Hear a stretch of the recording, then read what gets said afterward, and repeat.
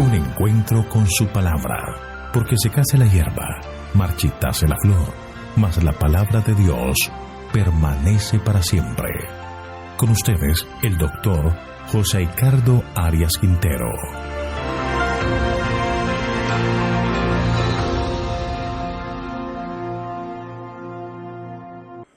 Hoy vamos a estudiar Mateo capítulo 18, versículos 23 hasta el 35. Parábola del siervo que no quiso perdonar. Te invito a orar. Padre nuestro que estás en el cielo, alabado, glorificado y exaltado sea tu santo nombre. Te damos gracias, Señor, por todas las bendiciones que tú nos otorgas. Gracias, Padre, por perdonar nuestros pecados, limpiarnos de maldad. Y te pedimos en este momento que nos acompañes por medio de tu Santo Espíritu, para que al abrir tu palabra el mensaje pueda llegar a nuestros corazones y transformar nuestra vida. Gracias por estar con nosotros, lo pedimos en Jesús. Amén.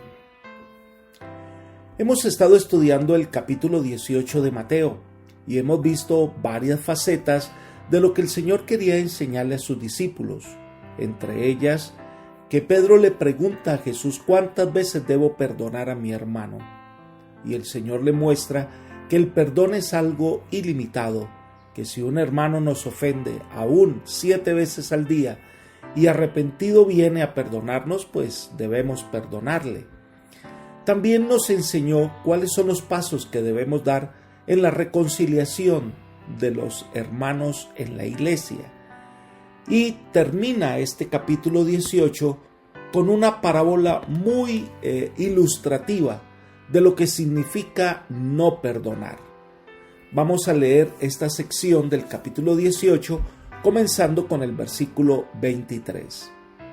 Por lo cual, el reino de los cielos es semejante a un rey que quiso hacer cuenta con sus siervos.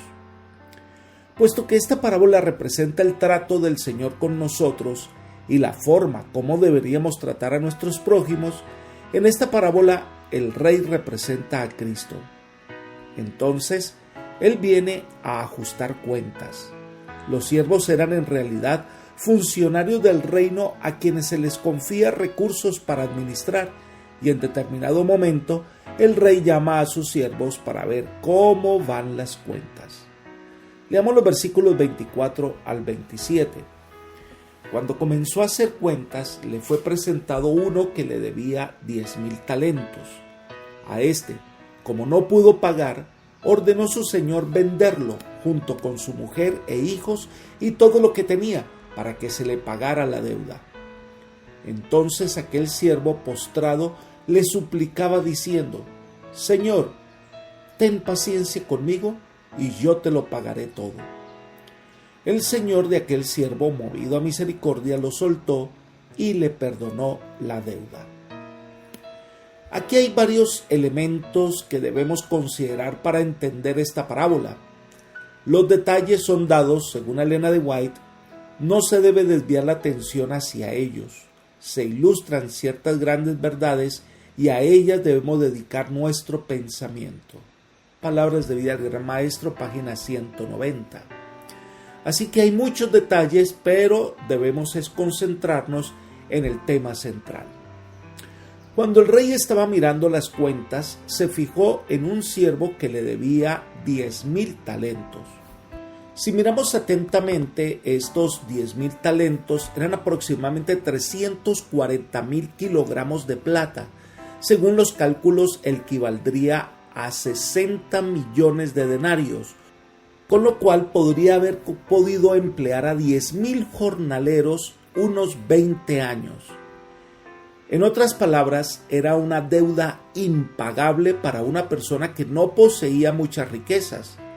No se nos explica en qué perdió tanto dinero, pero su administración había sido muy deficiente. En la antigüedad y hasta tiempos relativamente recientes, aún en los países occidentales, podía enviarse a la cárcel a los deudores. En el cercano oriente, el deudor podía ser vendido por su acreedor como esclavo junto con su familia. En este caso, el Señor ordenó que fuera vendido con su familia y todas sus posesiones. Así que él y su familia se volvían esclavos y podían venderse para recuperar algo de dinero adeudado. Pero el hombre vino al rey, se postró ante él, no negó la deuda, prometió pagarle todo, pero es que era una deuda impagable. Entonces el rey le perdona la deuda. Esto representa lo que el Señor ha hecho con cada uno de nosotros. Nuestro pecado, nuestra maldad, era algo que no podíamos resolver por nosotros mismos. Dios entonces viene y se hace hombre y toma nuestra deuda, se hace responsable de ella y nos perdona. Nos ofrece verdadera libertad. Elena de White comenta: el perdón concedido por este rey representa un perdón divino de todo pecado. Cristo es representado por el rey que, movido a compasión, perdonó al siervo deudor. El hombre estaba bajo la condenación de la ley quebrantada. No podía salvarse a sí mismo y por esta razón Cristo vino a este mundo, revistió su divinidad con la humanidad y dio su vida, el justo por el injusto. Se dio a sí mismo por nuestros pecados y ofrece gratuitamente a toda alma el perdón comprado con su sangre. En Jehová hay misericordia y abundante redención con él. Palabras de vida del Gran Maestro, página 191. Nosotros éramos esclavos del pecado, pero el Señor vino a darnos libertad pagando nuestro rescate. Algo que debe quedar claro es la generosidad del Rey. No estaba obligado a perdonar, pero le perdona la deuda por completo. Esa gracia recibida, según Elena de White, esta es la base sobre la cual debemos tener compasión para con nuestros prójimos pecadores. Si Dios así nos ha amado, debemos también nosotros amarnos unos a otros. De gracia recibisteis, dice Cristo, dad de gracia. Palabras del Gran Maestro, página 191. El amor recibido debe impartirse a otros. La misericordia recibida debe extenderse a otros. Pero los seres humanos somos raros, llenos de egoísmo y no sabemos disfrutar plenamente de lo bueno. Sigamos estudiando Mateo 18, los versículos 28 al 30. Pero saliendo aquel siervo, halló a uno de sus consiervos que le debía 100 denarios y agarrándolo lo ahogaba diciendo: «Págame lo que me debes». Entonces su consiervo, postrándose a sus pies, le rogaba diciendo: «Ten paciencia conmigo y yo te lo pagaré todo». Pero él no quiso, sino que fue y lo echó en la cárcel hasta que pagara la deuda. Podemos imaginarnos este cuadro. El hombre ha sido perdonado. El hombre sale feliz de su entrevista con el rey. Está libre de carga, no tiene deuda, solo debe haber en su corazón gratitud. Pero las cosas cambian cuando encuentra uno que le debía 100 denarios. Un denario era el jornal de un día de trabajo. Para este hombre pobre era una deuda impagable, pero en comparación con la gran deuda que el hombre tenía ante el rey era insignificante. Así que le cobra y el hombre hace la misma súplica que él había hecho al rey: «Perdóname, Señor, o ten paciencia, yo te lo pagaré todo». Sin embargo, este hombre no ejerció misericordia con el pobre hombre que le debía dinero. Antes dice que lo mete a la cárcel. Eso revela lo que es nuestra naturaleza egoísta. Elena de White comenta en el mismo libro, la misma página: el que tan recientemente había sido perdonado no fue compasivo ni misericordioso. Al tratar a su consiervo no ejerció la misericordia que le había sido mostrada. No hizo caso del pedido que fuese paciente. El siervo ingrato no recordó sino la pequeña suma que se le debía. Demandó todo lo que pensaba que se le debía y aplicó una sentencia similar a aquella que había sido revocada tan generosamente en su caso. Palabras de vida del Gran Maestro, página 191. No extendió la misericordia sobre su prójimo, no quiso perdonarle la deuda. Entonces, cuando llega esa noticia al rey, el rey se indigna, toma medidas contra aquel hombre que fue indigno de su perdón. Versículos 32 al 34. Viendo sus consiervos lo que pasaba, se entristecieron mucho y fueron y refirieron a su señor todo lo que había pasado. Entonces, llamándolo su señor, le dijo: siervo malvado, toda aquella deuda te perdoné porque me rogaste. ¿No debías tú también tener misericordia de tu consiervo, como yo tuve misericordia de ti? Entonces su señor, enojado, lo entregó a los verdugos hasta que pagara todo lo que debía. Fue un espectáculo tan indignante que los siervos del rey no pudieron guardar silencio ni pasar por alto la falta de aquel hombre que no mostró compasión contra su consiervo. Vinieron y le contaron al rey lo que había sucedido. Entonces el Señor se indigna, le manda a llamar y le plantea la pregunta: ¿no debías tú también tener misericordia con tu consiervo como yo tuve misericordia de ti? Quizás este es el centro de la reflexión. La misericordia no es una experiencia que se disfruta solo y no transforma nuestra vida. Una persona que ha experimentado la misericordia de Dios ahora ve a los demás de manera diferente. Interpreta con amor las circunstancias de su prójimo. Es una mano que ayuda, perdona a quienes le han ofendido. Pero el hombre de la parábola fue perdonado, pero no fue transformado. Dice el relato que el rey se enojó. Note el contraste con la compasión que el rey había manifestado cuando la deuda era con él mismo. El rey podía tolerar con paciencia esa pérdida, porque para él era algo de poca importancia. Pero la injusticia hecha a uno de sus súbditos provocó en él una justa indignación. Entonces dice que el rey lo entregó a los verdugos. Esta es una parábola con la que se designa a los carceleros para que estuviera allí hasta que pagara todo lo que debía.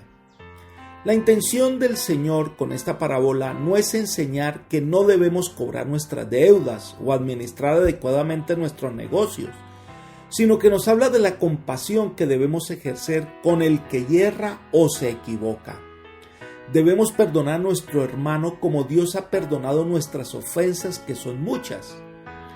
Elena de Guay aclara lo siguiente: con esto no quiso decir que para que se nos perdonen nuestros pecados no debemos requerir las deudas justas de nuestros deudores, sino pueden pagar, aunque sea por su administración imprudente. No han de ser echados en prisión, oprimidos o tratados ásperamente, pero la palabra no nos enseña que fomentemos la indolencia. La palabra de Dios declara que si un hombre no trabaja, que tampoco coma. El Señor no exige que el trabajador sostenga a otros en la ociosidad. Hay muchos que llegan a la pobreza y a la necesidad porque malgastan el tiempo o no se esfuerzan. Si esas faltas no son corregidas por los que las abrigan, todo lo que se haga en su favor será como poner un tesoro en una bolsa agujerada. Sin embargo, hay cierta clase de pobreza que es inevitable y hemos de manifestar ternura y compasión hacia los infortunados. Deberíamos tratar a otros así como a nosotros nos gustaría ser tratados en circunstancias semejantes. Palabras de vida del Gran Maestro, página 193. El Señor espera que seamos misericordiosos como el Señor lo ha hecho con nosotros. Entonces viene la conclusión de la parábola y de todo lo que nos ha enseñado el capítulo 18 de Mateo. Versículo 35.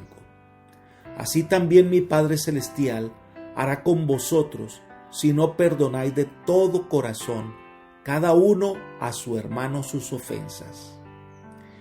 El que se niega a perdonar a otros desecha la esperanza de ser perdonado él mismo. Esta es la gran lección de la parábola. El abismal contraste entre la crueldad y la falta de misericordia del hombre para con sus prójimos y la longanimidad y la misericordia de Dios para con nosotros. Antes de que acusemos a otros o exijamos de ellos lo que nos corresponde, haríamos bien en considerar primero el modo en que Dios nos ha tratado en circunstancias similares y cómo querríamos que otros nos trataran si la situación se invirtiera. En vista de la infinita misericordia de Dios para con nosotros, deberíamos también manifestar misericordia para con otros. Si Dios nos ha perdonado la deuda que tenemos con Él, debemos perdonar a otros hombres la deuda que tienen con nosotros. Si nos han ofendido, debemos perdonar. Pero hay un elemento más. Si no perdonáis de todo corazón cada uno a su hermano sus ofensas. El perdón debe ser de corazón. No es un perdón solo legal y ya. Debe ser la demostración de un amor sincero que brota del corazón. Es una compasión real que nace de un corazón que ha experimentado la compasión de Dios en su vida. Elena de White explica: no somos perdonados porque perdonamos, sino cómo perdonamos. La base de todo el perdón se encuentra en el amor inmerecido de Dios, pero por nuestra actitud hacia otros mostramos si hemos hecho nuestro ese amor. Por lo tanto, Cristo dice: con el juicio con que juzgáis seréis juzgados, y con la medida con que medís os volverán a medir. Palabras de vida del Gran Maestro, página 196. El amor es la base de la vida cristiana. Amamos a Dios, obedecemos sus mandamientos, amamos a Dios, amaremos a nuestro prójimo. Si no existe la obediencia, no tiene sentido, y el perdón solo será una pantomima. Para que el perdón surca efecto, debe ser de corazón. Apreciado amigo y hermano, la verdad es que un hijo de Dios debe reflejar en su vida que en su corazón el amor de Dios ha transformado su existencia. Es necesario que el perdón que Dios nos da sea reflejado en todo lo que hacemos. Dios desea limpiar nuestra vida de pecado y de esta manera podamos crecer en fe y al amar a Dios y al amar a nuestro prójimo, pues podemos decir que estamos obedeciendo al Señor de corazón. Que el Señor hoy te bendiga y te guarde y llene tu vida de amor y bendición. Es mi oración por ti. Amén.